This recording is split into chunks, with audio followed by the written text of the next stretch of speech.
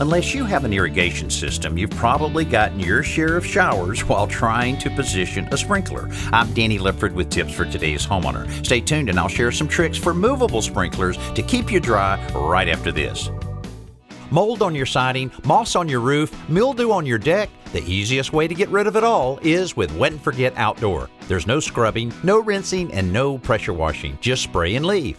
Wet and Forget Outdoor is non-caustic and safe for any outdoor surface. Just spray and you're done with Wet and Forget Outdoor. Get Wet and Forget Outdoor at participating Ace, Walmart, and Lowe's home improvement stores, or visit wetandforget.com for a store near you.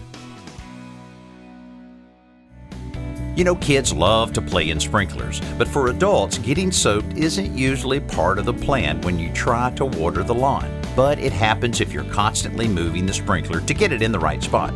To make sure you're positioning the sprinkler for maximum coverage, measure the distance in paces from the nozzle to the edge of the wet area. Then repeat that distance before repositioning it.